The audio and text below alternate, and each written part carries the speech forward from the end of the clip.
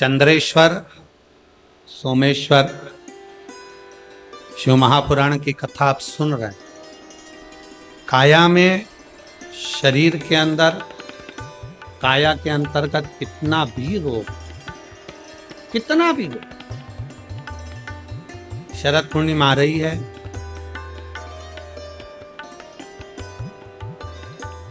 सोलह तारीख के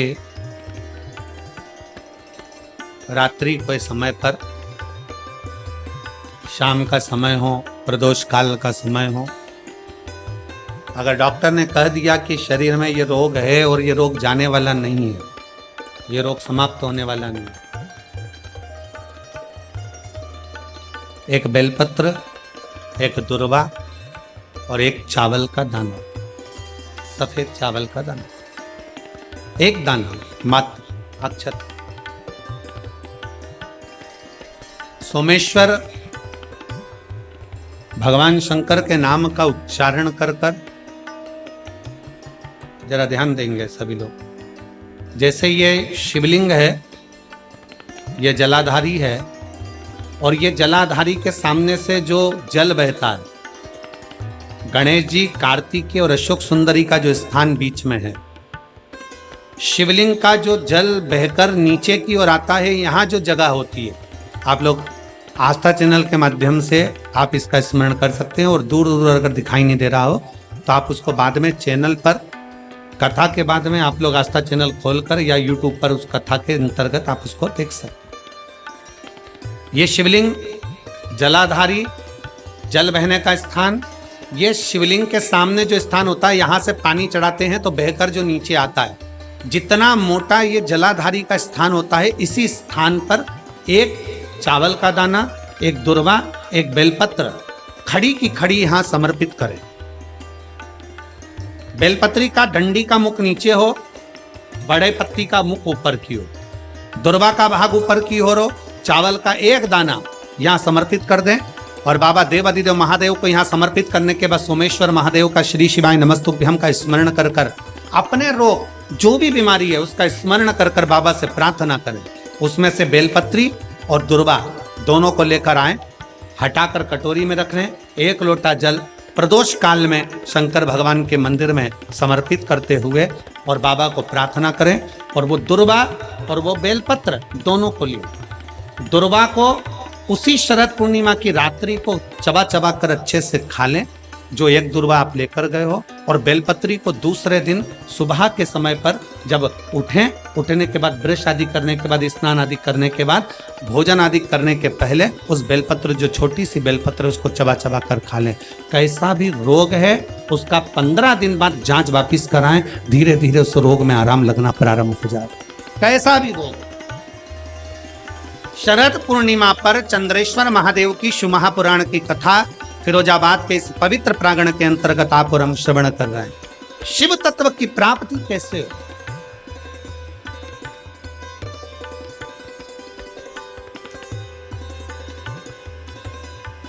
हम भगवान उग्रदानी से कैसे अपने संबंध जोड़ सकते हैं? हम शंकर भगवान को कैसे अपना बना सकते? कैसे? और आप तो भाग्यशाली हो फिरोजाबाद वालों। सबसे बड़ी बात तो यह है कि 5 दिन की चंद्रेश्वर कथा तुमको मिली है रोगों के मुक्ति के लिए, रोग समाप्ति के।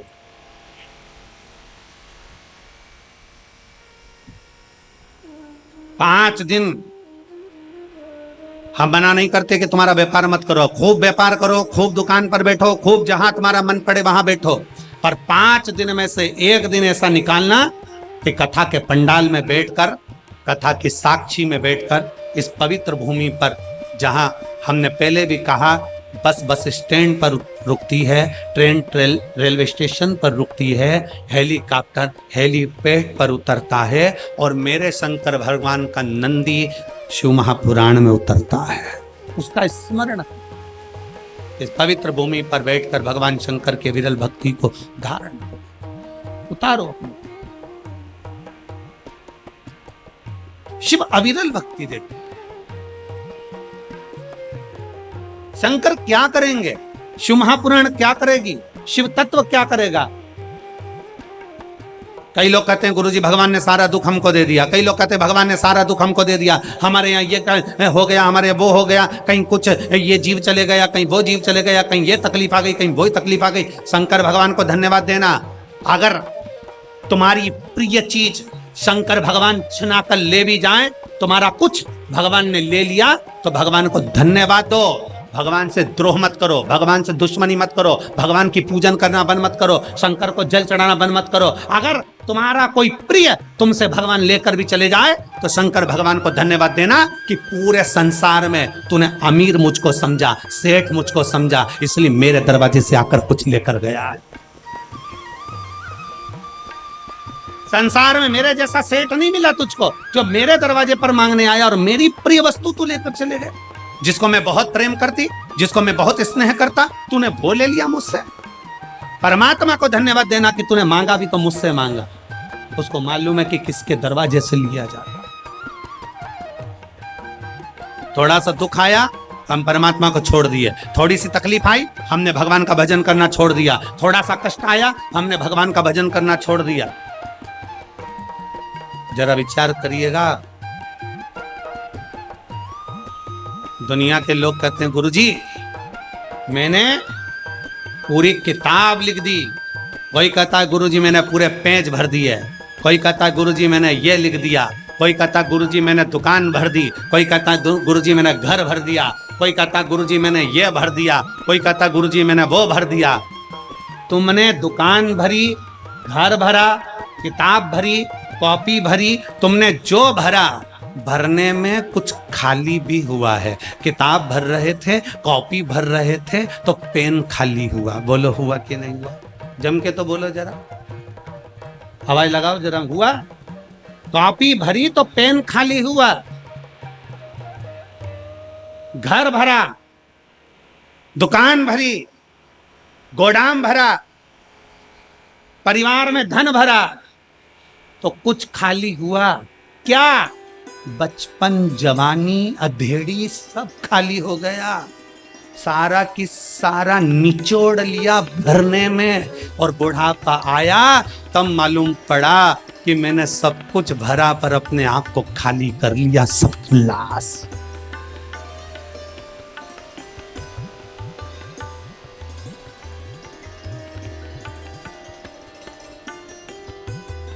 कौन सी सरकार है जो बुढ़ापे में नौकरी देती है? चलो बताओ, कोई सरकार है जो तुम्हें 60 साल के बाद नौकरी देगी, 70 साल के बाद नौकरी देगी? अरे बोलो जम के, कोई है? नहीं। कोई शासन, कोई प्रशासन, कोई सरकार तुम्हें 70-80 साल की उम्र में नौकरी नहीं देते, जवानी की उम्र में नौकरी देते हैं, क्योंकि जितना तुझ में बल है वो पूरा निचोड़ लिया जाए, और जब बुढ़ापा आए तो अपने घर पर जाके घंटी बजा, जाओ भजन करो, कीर्तन करो, मंत्र जाप करो, नाम जाप। कोई नहीं देता, पूरा खाली कर लेते हैं, तब तुम्हें वापिस भेजते हैं। उसी तरह शिव महापुराण की कथा कहती है, खाली हो रहे हो तो उसके साथ थोड़ा थोड़ा भरते चलो, खाली होने से पहले भरते चलो। पहले एक नियम था, हमारे पास में रिफिल होती थी ना, तो रिफिल में फूंक मार देते थे, थोड़ी और धक्का दो, फिर फूंक मार देते और धक्का दो। अब तुमने करा कि नहीं करा वो नहीं मालूम, पर हम तो पढ़े तो हमने वो रिफिल को पेन में से निकाल कर फूंक मार देते थे, और आगे खसक जाए, और आगे खसक। जब वो नहीं खसकती थी तो आगे से उसकी नोक भी निकाल के फिर फूंक मार देते, फूंक मार के फिर नोक को लगा के फिर लिखना चालू कर देते, और आगे बढ़ा दो, और आगे बढ़ा दो। फूंक मारते रहो, इतनी फूंक मारते रहो कि शाही आगे बढ़ती रहे। उसी तरह शंकर भगवान के मंदिर जाकर परमात्मा को प्रणाम करते रहो, जिससे ये रिफिल भरी की भरी रहे।